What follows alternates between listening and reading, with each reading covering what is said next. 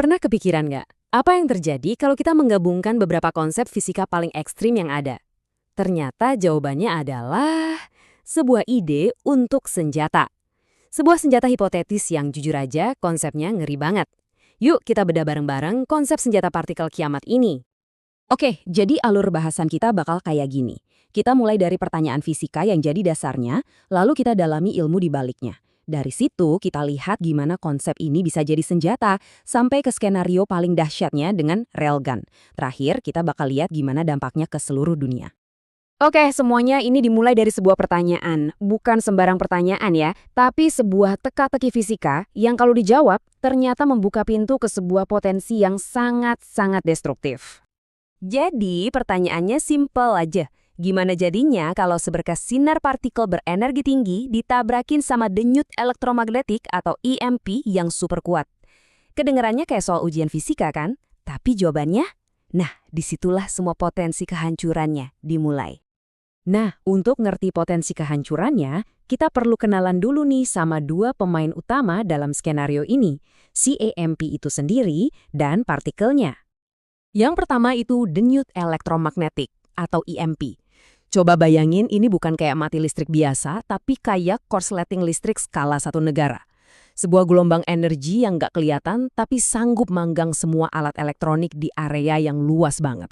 HP, mobil, sampai jaringan listrik, semuanya mati total dalam sekejap. Pemain kedua adalah sinar partikelnya. Kita fokus ke sinar beta, yang isinya elektron bermuatan negatif, dan positron, kembaran antimaterinya, yang muatannya positif. Keduanya ini adalah radiasi pengion. Artinya, partikel-partikel super kecil ini punya cukup energi buat nonjok elektron keluar dari atom lain. Disinilah letak sifat merusaknya. Nah, bagian paling menariknya adalah waktu keduanya ketemu. EMP ini bertindak kayak pemukul bisbol magnetik raksasa. Karena muatan mereka berlawanan, EMP ini secara brutal ngehantam elektron ke satu arah dan positron ke arah sebaliknya. Ini bukan belokan biasa, tapi belokan yang super keras dan instan. Pas partikel-partikel ini dibelokkan, mereka nggak cuma terbang ke arah baru.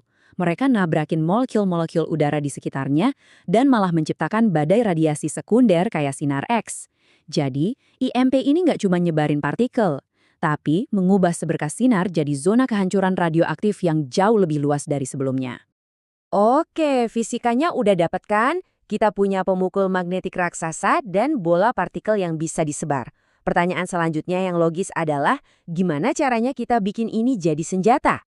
Konsep pertamanya sih cukup jelas ya. Ambil aja hulu ledak radioaktif buat jadi sumber partikelnya. Pasangin sama generator EMP yang kuat, terus taruh semuanya di atas rudal. Tembakin ke target, dan biarin fisika yang ngurus sisanya.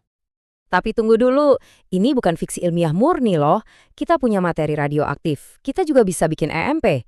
Tapi, ngegabungin keduanya dalam satu paket yang efisien, kuat, dan cukup kecil buat dipasang di rudal, nah, itu tantangan rekayasa yang gila-gilaan.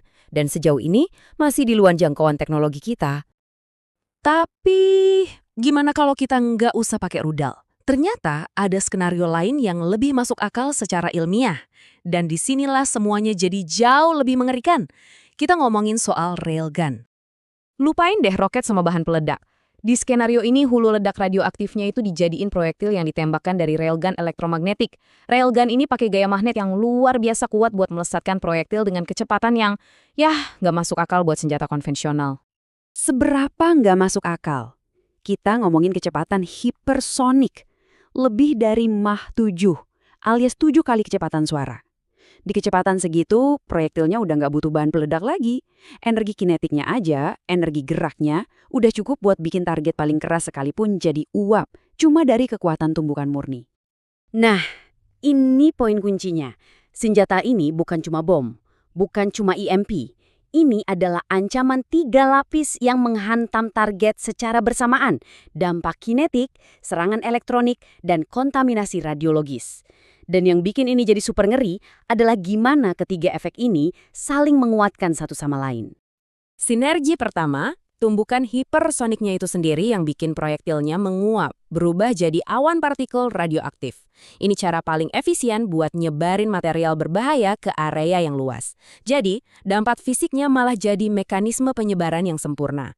Sinergi kedua, dan ini yang paling cerdas sekaligus jahat, EMP-nya bakal aktif duluan, melumpuhkan semua pertahanan elektronik, radar, rudal pencegat, semuanya. Jadi senjata ini secara efektif ngebuka jalan buat dirinya sendiri, mematikan sistem apapun yang dirancang buat ngelawan dia sebelum proyektilnya datang. Dan terakhir, bahkan kalau ada yang selamat dari ledakan dan serangan EMP, radiasi yang tersisa bakal bikin kerusakan diam-diam. Area itu bakal jadi zona terlarang yang nggak bisa dihuni, mungkin puluhan tahun lamanya, dan ngehalangin semua upaya pemulihan. Jadi, kita punya senjata yang menghancurkan secara fisik, melumpuhkan secara elektronik, dan meracuni dengan radiasi. Semuanya dalam satu serangan. Sekarang, coba kita mundur sedikit dan bayangin, apa dampaknya kalau senjata kayak gini beneran ada di dunia nyata? Tabel ini nunjukin kenapa senjata ini beda banget. Senjata konvensional hancurin gedung, tapi bisa dibangun lagi. Nuklir hancurin kota dan manusianya. Tapi lihat baris terakhir, senjata ini targetnya seluruh infrastruktur dan akibatnya bukan sekadar kehancuran, tapi keruntuhan sosial. Ini adalah kategori ancaman yang benar-benar baru. Kehadiran senjata ini bakal memicu perlombaan senjata baru yang panik. Doktrin militer dunia bakal berubah. Dari fokus menghancurkan musuh, jadi fokus melumpuhkan masyarakat mereka. Kita akan hidup di bawah ancaman musim dingin elektronik global, di mana hal-hal paling penting, jaringan listrik, internet, perbankan, jadi target utamanya. Dan ini membawa kita pada kesimpulan akhir yang paling bikin merinding. Senjata ini bukan cuma senjata biasa. Seperti yang tertulis di sini, ini adalah tantangan eksistensial bagi peradaban yang sudah sepenuhnya bergantung pada teknologi elektronik. Ini adalah ancaman yang diarahkan langsung ke pondasi kehidupan modern kita semua. Jadi, kita tutup bahasan kali ini dengan satu pertanyaan, sebuah pemikiran untuk kita renungkan bersama. Kalau satu senjata bisa melumpuhkan seluruh masyarakat tanpa perlu meratakan satu kota pun, lantas apa arti perang di masa depan? Coba pikirkan.